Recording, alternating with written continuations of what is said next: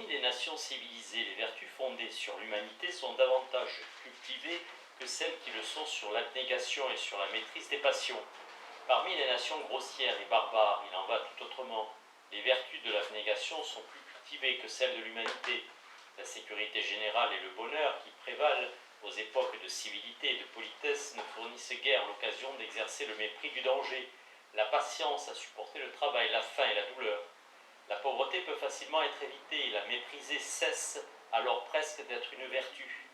L'abstinence du plaisir devient moins nécessaire et l'esprit est plus libre de se détendre, de donner cours à ses penchants naturels dans chacun de ces différents domaines. Parmi les sauvages et les barbares, les choses sont tout autres.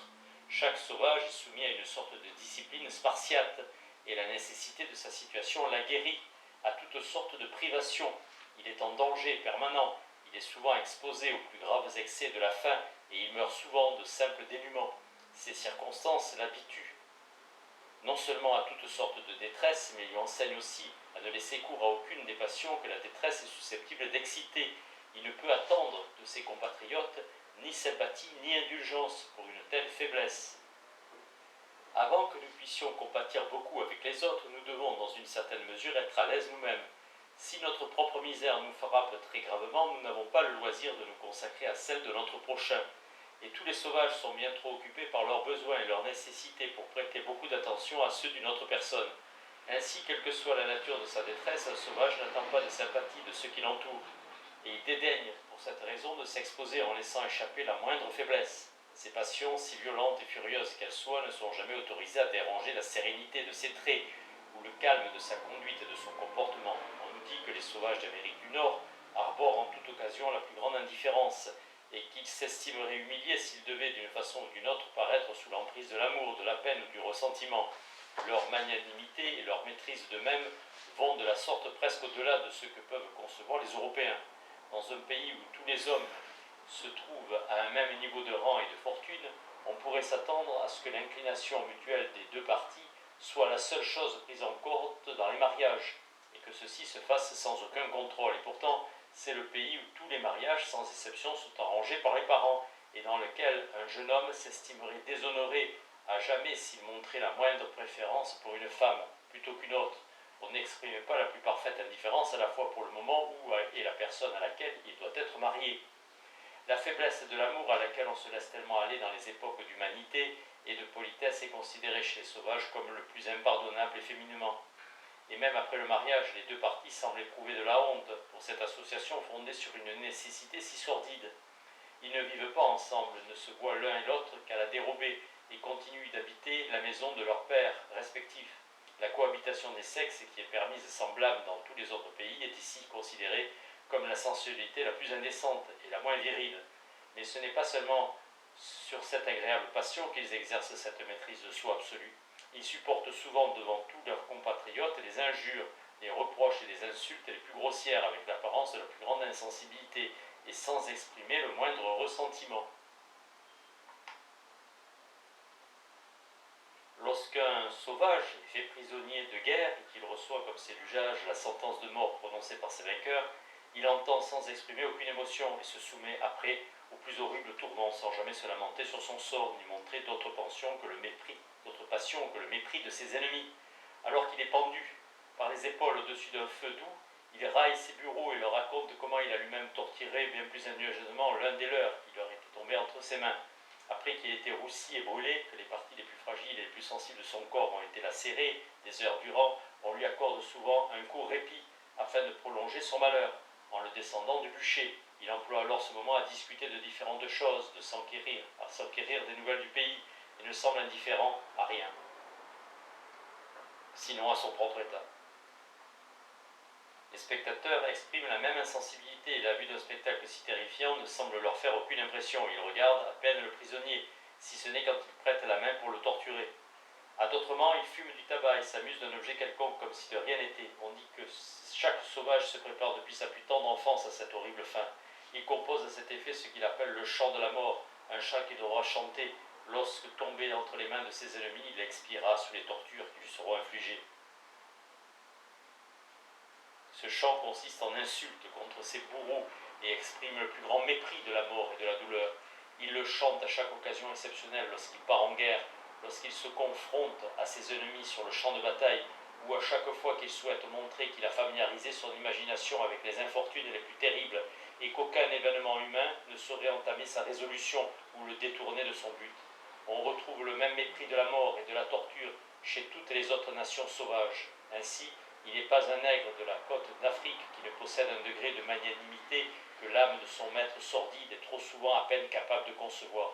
La fortune n'a jamais exercé son empire sur le genre humain aussi cruellement que le jour où elle a soumis ces nations de héros au rebut des prisons d'Europe, à des misérables qui ne possèdent ni la vertu des pays qu'ils ont quittés, ni celle des pays où ils se rendent, et dont la légèreté, la brutalité et la bassesse les exposent si justement au mépris des vaincus.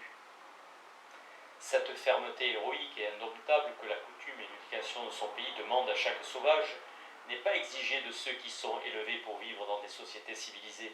Si ceux-ci se plaignent lorsqu'ils souffrent, s'ils se lamentent lorsqu'ils sont en détresse, s'ils se laissent emporter par l'amour et s'ils éclatent de colère, on le leur pardonne aisément.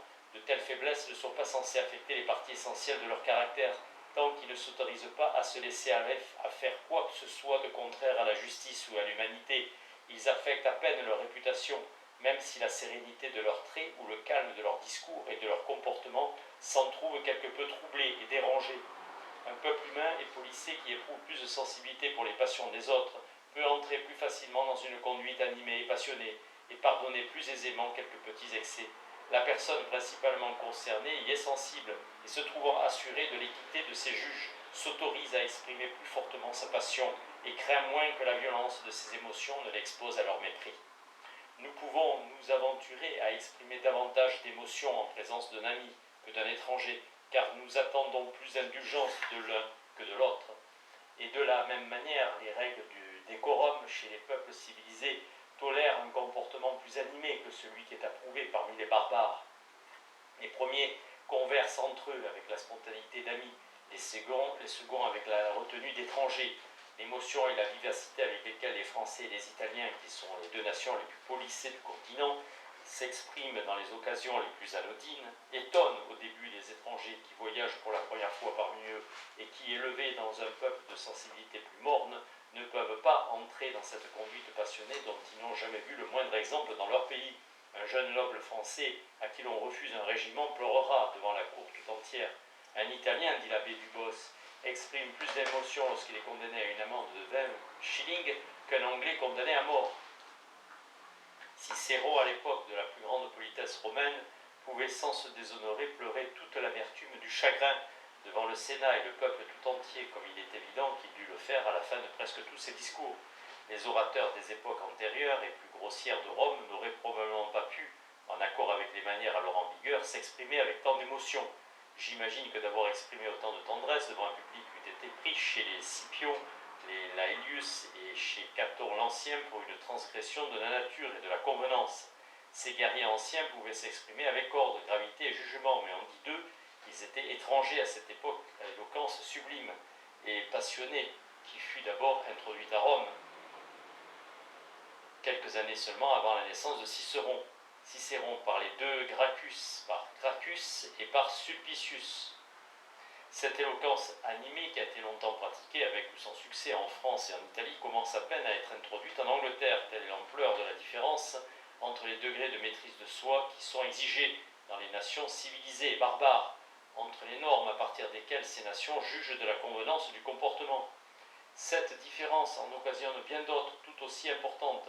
Un peuple policier qui est accoutumé à céder dans une certaine mesure au mouvement de la nature devient franc, ouvert et sincère. Au contraire, les barbares qui sont obligés d'adoucir et de dissimuler l'apparence de chaque passion acquièrent nécessairement l'habitude du mensonge et de la dissimulation.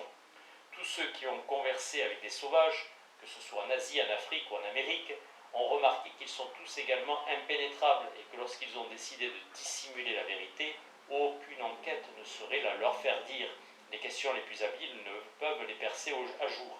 La torture elle-même se montre incapable de les faire avouer ce qu'ils ne sont pas disposés à révéler.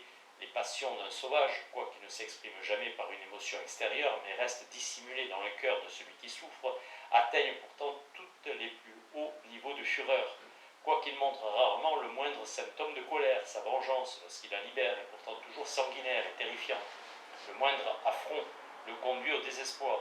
Ses traits et son discours sont certes sobres et calmes, il n'exprime rien que la plus parfaite tranquillité d'esprit, mais ses actions sont souvent les plus furieuses et les plus violentes. Il n'est pas rare parmi les Nord-Américains que des personnages de l'âge le plus tendre, du sexe le plus craintif, aillent se noyer après avoir reçu seulement une petite réprimande de leur mère, et cela toujours sans exprimer la moindre passion, sans rien dire sinon tu n'auras plus de filles. Dans les nations civilisées, les passions des hommes ne sont pas communément si furieuses ou si désespérées.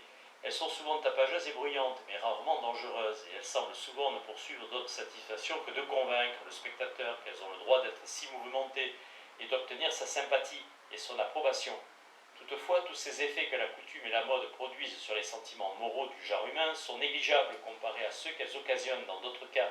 Ce n'est pas quant au style général du caractère et de la conduite que ces principes produisent la plus grande perversion du jugement, mais c'est relativement à la convenance ou à l'inconvenance d'usage particulier. Les différentes manières que la coutume nous apprend à approuver selon les professions et les situations ne concernent pas les choses de la plus grande importance. Nous attendons la vérité et la justice aussi bien d'un vieillard que d'un jeune homme, d'un homme d'église que d'un officier, et nous ne relevons que sur des points de détail les marques distinctives de leur caractère respectif. Là encore, il y a souvent une circonstance inaperçue que si nous y prêtions attention nous montrerait qu'une convenance existe indépendamment de la coutume, dans le caractère que la coutume nous a appris à attribuer à chaque profession. Nous ne pouvons alors nous plaindre dans ce cas que la perversion du sentiment naturel soit très grande, même si les manières de nations différentes exigent des degrés différents de la même qualité dans le caractère qu'elles estiment digne d'estime. Le pire qui puisse ici se produire est que les devoirs d'une vertu soient étendus au point d'empiéter un peu sur le terrain d'une autre vertu. L'hospitalité rustique, qui est à la mode chez les Polonais, empiète peut-être un peu sur l'économie et sur le bon ordre, et la frugalité qui est estimée en Hollande sur la générosité et sur les relations de bonne entente. La dureté demandée aux sauvages diminue leur humanité, et peut-être que la délicate sensibilité exigée dans les nations civilisées détruit parfois la virilité du caractère. En général, on peut affirmer communément que le style de manière adopté dans une quelconque nation est le plus adéquat à sa situation, la dureté est le caractère le plus adéquat à la situation d'un sauvage, la sensibilité à celle de ceux qui vivent dans une société très civilisée. Même ici, on ne peut donc se plaindre que les sentiments moraux des hommes soient grossièrement pervertis. Ce n'est donc pas dans le style général de la conduite ou du comportement que la coutume autorise le plus grand écart par rapport à la convenance naturelle de l'action. Dans le cas d'usage particulier, son influence est souvent bien plus destructive de la bonne morale, et elle est capable d'établir comme légitimes et irréprochables des actions particulières qui heurtent les principes les plus clairs du bien et du mal. Peut-il exister une plus grande barbarie, par exemple, que de faire du mal à un petit enfant, son impuissance, son innocence, son air attachant appelant la compassion, même chez un ennemi, et ne pas épargner cet âge tendre est tenu pour le geste le plus furieux d'un conquérant enragé et cruel. Comment s'imaginer alors ce qu'est le cœur d'un parent qui peut s'en prendre à cette faiblesse que l'ennemi furieux lui-même craint d'outrager. Pourtant, l'exposition, c'est-à-dire le meurtre des nouveau-nés, était une pratique autorisée dans presque tous les États grecs, même parmi les Athéniens polis et civilisés. Chaque fois qu'élever un enfant devenait un inconvénient pour la situation des parents, l'abandonner à la faim et aux bêtes sauvages était considéré sans blâme ni censure. Cette pratique avait probablement commencé aux époques les plus sauvages de la barbarie. Les imaginations humaines y avaient été d'abord familiarisées durant cette première époque de la société, et le prolongement uniforme de la coutume les a empêchés ensuite d'en apercevoir l'énormité. Nous voyons qu'aujourd'hui cette pratique prévaut parmi toutes les nations sauvages, et dans cet état de société le plus grossier et le plus bas, la chose est indubitablement plus pardonnable que dans tout autre. L'extrême indigence d'un sauvage est souvent telle qu'il est lui-même exposé aux dernières extrémités de la faim, qu'il meurt souvent de simple dénuement, et il lui est fréquemment impossible de nourrir à la fois son enfant et se nourrir lui-même. Nous ne pouvons donc dans ce cas nous étonner qu'il abandonne. Celui qui, fuyant un ennemi auquel il est impossible de résister, devrait laisser tomber son enfant qui retarde sa fuite, serait certainement excusable, puisqu'en essayant de le sauver, il ne pourrait guère espérer que la consolation de mourir avec lui. De sorte que dans cet état de société, il ne devrait pas nous sembler si surprenant qu'un parent ait le droit de juger s'il peut élever son enfant.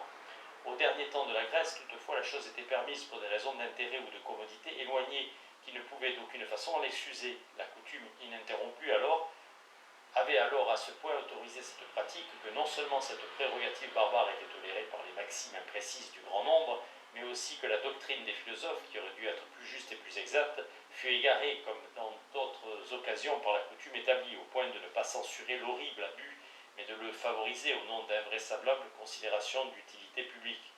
Aristote en parle comme de quelque chose que le magistrat doit encourager en de nombreuses occasions.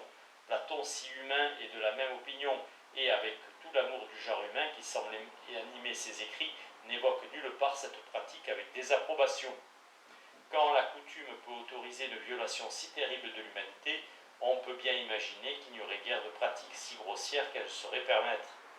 Une telle chose se fait communément, entend-on tous les jours, et ceux qui font cette remarque semblent y trouver une excuse suffisante à ce qui en soi est la plus injuste et la plus déraisonnable conduite. Il y a une raison évidente pour laquelle la coutume ne doit jamais pervertir nos sentiments relatifs au style et au caractère généraux de la conduite et du comportement, autant qu'en ce qui concerne la convenance ou l'illégitimité d'usage particulier. Jamais il ne pourra exister une telle coutume. Aucune société ne pourrait subsister un instant dans laquelle la ligne habituelle de la conduite et du comportement des hommes serait d'un seul tenant avec l'horrible pratique que je viens d'évoquer.